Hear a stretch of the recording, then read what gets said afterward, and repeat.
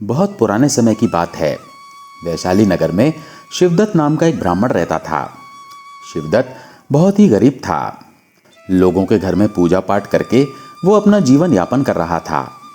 एक दिन की बात है, शिवदत्त जब अपने घर पर सो रहा था तो आधी रात के समय उसे कुछ आवाजें सुनाई दी, जिसके कारण शिवदत्त की नींद खुल गई। वो उठा और अपनी झोपड़ी के बाहर जाकर देखने लगा। अंधेरा बहुत ही ज्यादा था, लेकिन जब उसने ध्यान से देखा तो उसकी झोपड़ी के बाहर दो आदमी बातें कर रहे थे। शिवदत्त वहीं एक कोने में छिपकर उनकी बातें सुनने लगा। दोनों आदमियों की बातें सुनकर शिवदत्त को पता चला कि उनमें से एक रमन नाम का चोर था और दूसरा महल का सिपाही था। असल बात यह थी कि रमन नाम का वो आदमी चोरी करके भाग रहा था और सिपाही ने उसे पकड़ लिया था। सिपाही उस आदमी से कहने लगा, रमन, चोरी करना एक अपराध होने के साथ साथ एक पाप भी है। अभी तुम्हारी उम्र ही क्या है जो तुम इस चोरी चकारी के काम में पड़ गए? आखिर तुम्हें ऐसी कौन सी जरूरत आन पड़ी?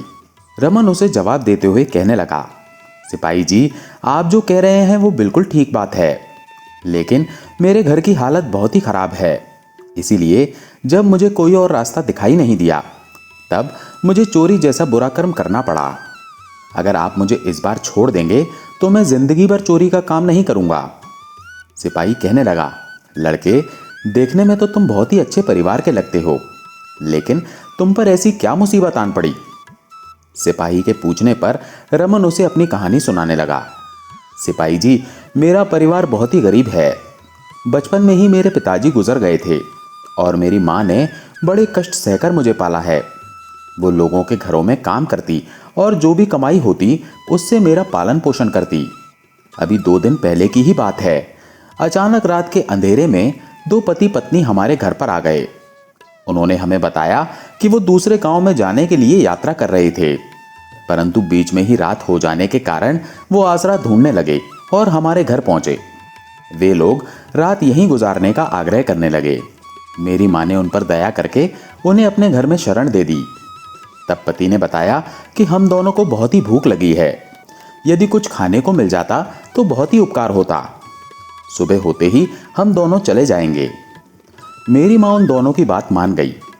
माँ उनसे कहने लगी, ठीक है, मैं तुम दोनों के लिए खाना तैयार कर दूंगी, परंतु हमारा घर बहुत ही छोटा है, तुम लोगों को इस घर में रुकने में बड़ी असुविधा होगी।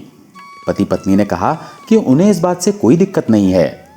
उसके बाद मेरी माँ ने उनके हाथ पैर धुलवाए और साथ ही उनके रात के खाने का इंतजाम भी कर दिया। खाना खाने के बाद वे लोग कहने लगे, खाना बहुत ही स्वादिष्ट था और इस उपकार का बदला हम कैसे चुकाएंगे?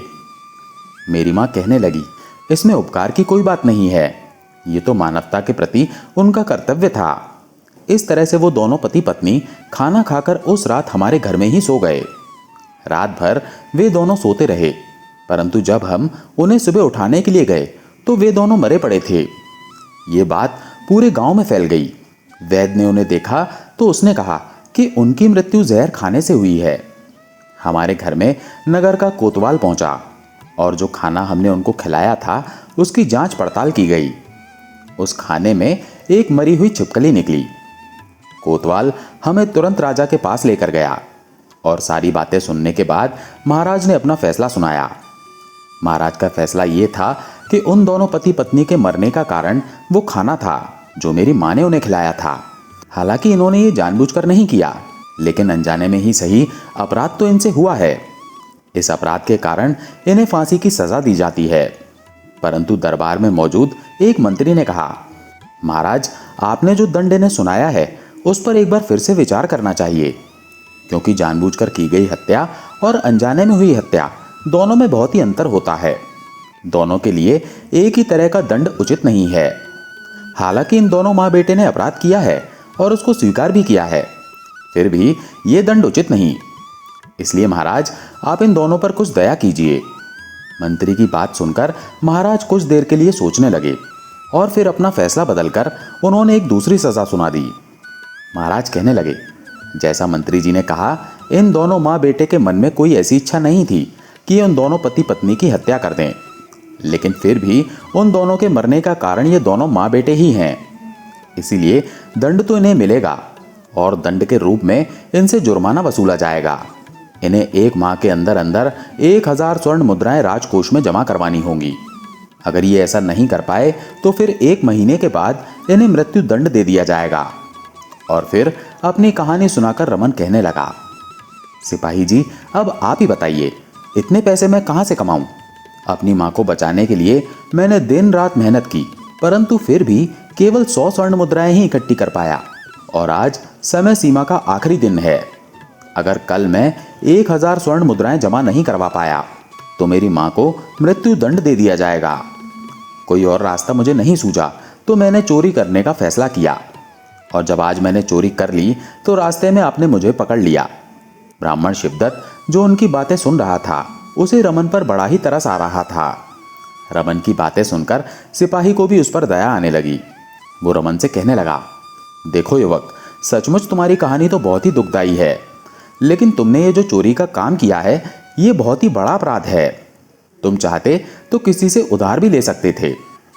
रमन कहने लगा, भैया आप ही बताइए, हमारी हालत को देखकर भला कौन मुझे 1000 स्वर्ण मुद्राएं उधार में दे देता? और मान लीजिए कोई दया करके मुझे दे भी देता तो मैं उस उधार को वापस कैसे चुका पाता? रमन की बात सुनकर सिपाही कुछ देर के लिए सोचने लगा और उसने कहा, ठीक है, मैं तुम्हारी हालत को समझ रहा हूं। जो होना था वो हो गया, परंतु इसके बाद तुम कभी भी चोरी का काम मत करना। मैं खुद भी एक गरीब इंसान हूं, मेरे जीवन में भी बहुत सी समस्याएं हैं। तुम ऐसा करो, तुमने जो चोरी की है उसमें से 1000 स्वर्ण मुद्राएं तुम निकाल लो और बाकी मुझे दे दो, और फिर यहां से चुपचाप चले जाओ। जब सिपाही ने यह बात कही तो उसकी बात सुनकर ब्राह्मण शिवदत्त को बड़ा ही गुस्सा आया और वो सोचने लगा, ये एक सिपाही होकर चोर को केवल छोड़ ही नहीं रहा, बल्कि उसे ये भी कह रहा है कि चोरी का आधा हिस्सा मैं ले लेता हूं, जो इससे भी बड़ा अपराध है। अगली सुबह ब्राह्मण शिवदत्त राज दरबार में पहुंचा, क्योंकि उसे मालूम था कि आज फिर से महाराज इस मामले की सुनवाई करेंगे। परंतु वो चुपचाप जाकर वहां पर खड़ा हो जाता है और रात की घटना के बारे में किसी को नहीं बताता। राज दरबार की कार्यवाही शुरू हुई।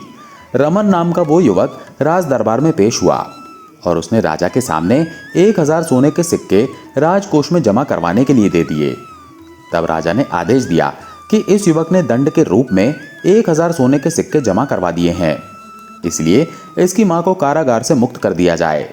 मां के कारागार से छूट जाने पर दोनों मां बेटे बहुत ही खुश थे। उन दोनों को खुश देखकर दरबार में मौजूद लोग भी बहुत प्रसन्न हुए। राज दरबार में हो रही ये सारी कार्यवाही शिवदत्त बड़े ही ध्यान से देख रहा था। अगली सुबह जब राज दरबार लगा तो दरबार में एक व्यापारी पेश हुआ और महाराज से शिकायत करने लगा कि महाराज, मेरा जन्म एक बहुत ही गरीब परिवार में हुआ था। मैंने अपनी ईमानदारी और मेहनत के बल पर अपना व्यापार शुरू किया था। अपने व्यापार से मैंने काफी धन कमाया था और मैं इस धन से आभूषणों का व्यापार शुरू करना चाहता था, लेकिन कल रात मेरे घर पर मेरी सारी पूंजी और धन चोरी हो गया। महाराज ने कहा, व्यापारी, हमें पूरी बात विस्तार से बताओ कि चोरी कैसे हुई। व्यापारी ने कहा, मैं आभूषणों का व्यापार शुरू करने के लिए अपना सारा धन घर पर ही रखकर पास के गांव के एक व्यापारी के पास बात करने के लिए गया था, और जब लौटकर मैं अपने घर पर आया तो घर का ताला टूटा हुआ था। घर में जो भी धन और पूंजी थी वो गायब थी। ये बात सुनकर महाराज तुरंत कोतवाल को कहते हैं, कोतवाल जी, इस व्यापारी के घर पर जो चोरी हुई है तुरंत इसकी छानबीन की जाए और जल्द से जल्द चोर को पकड़कर पेश किया जाए। व्यापारी कहने लगा, महाराज, उस चोर को ढूंढने के लिए आपको कहीं जाने की आवश्यकता नहीं है। मेरे घर में जिसने चोरी की है उस चोर को मैं अच्छे से जानता हूं। महाराज ने हैरान होते हुए कहा, क्या तुम उस चोर को जानते हो? अगर ऐसी बात है तो उसके बारे में पूरी जानकारी हमें दो।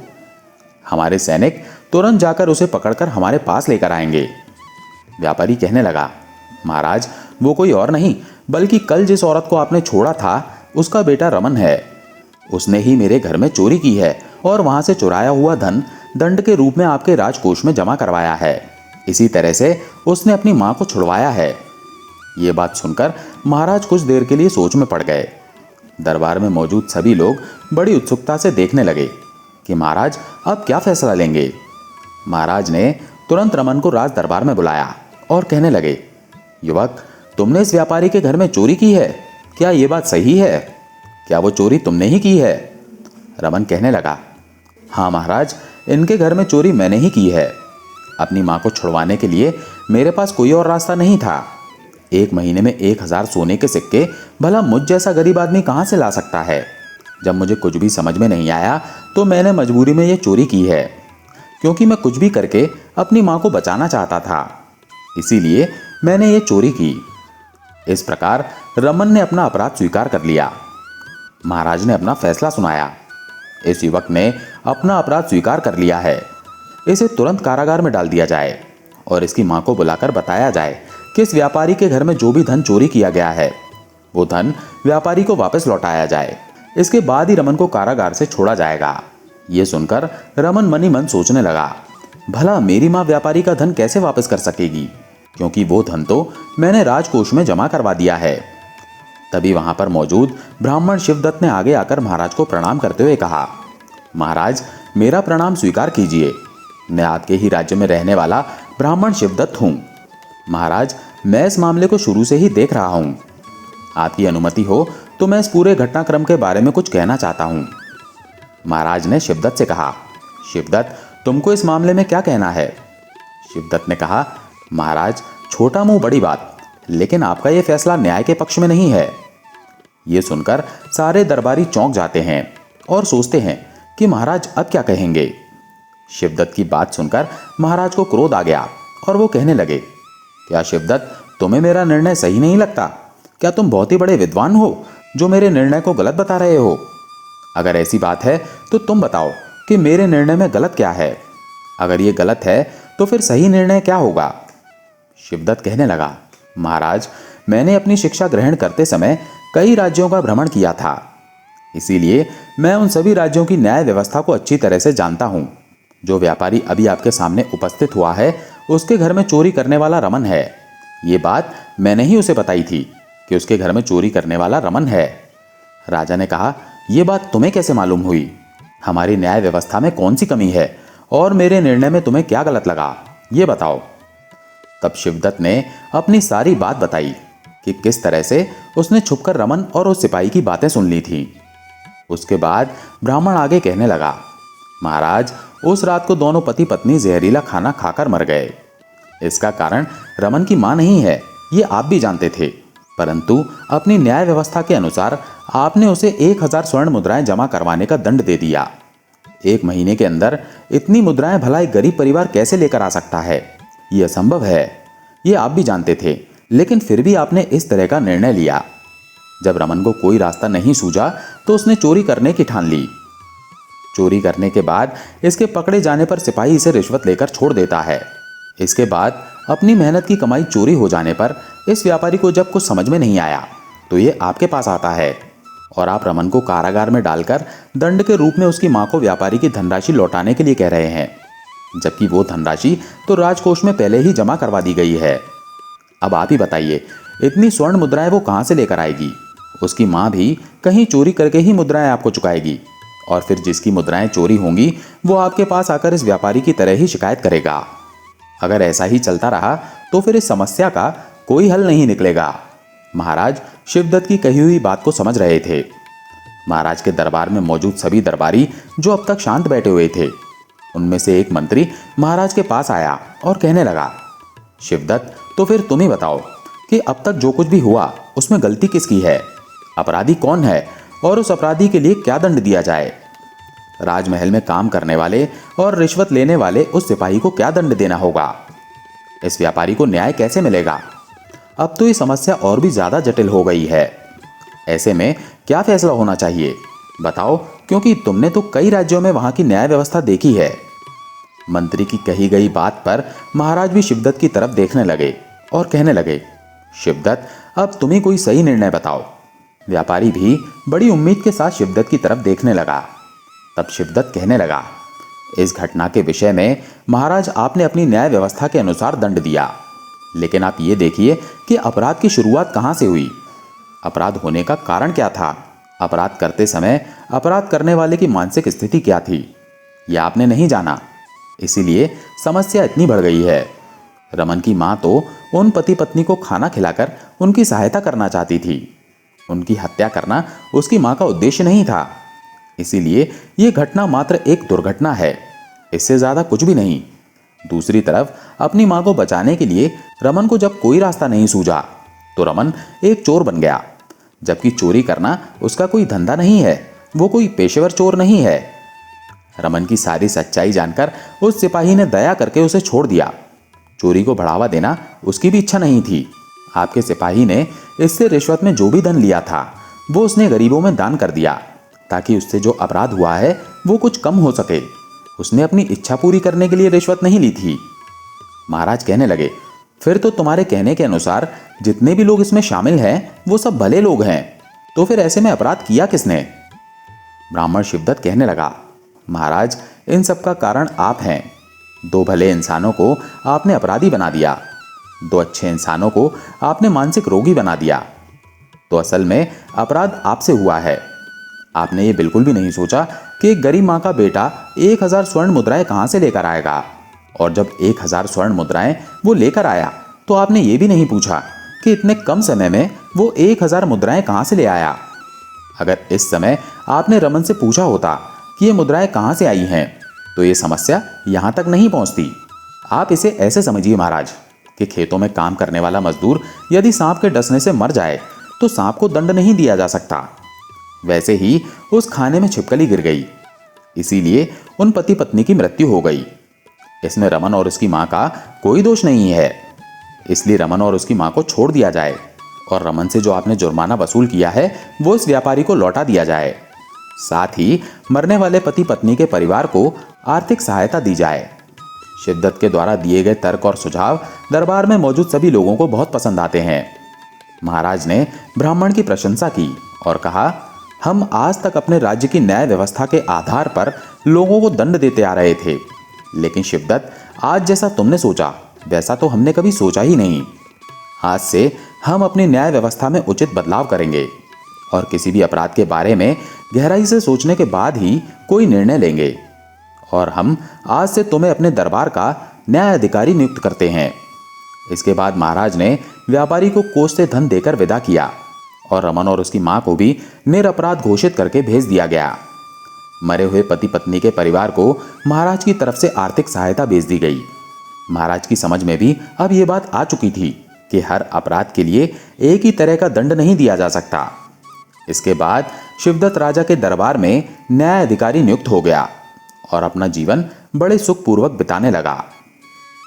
दोस्तों, आशा है आपको ये कहानी पसंद आई होगी। अगर पसंद आई हो तो वीडियो को लाइक करके चैनल को सब्सक्राइब जरूर कर लें। धन्यवाद।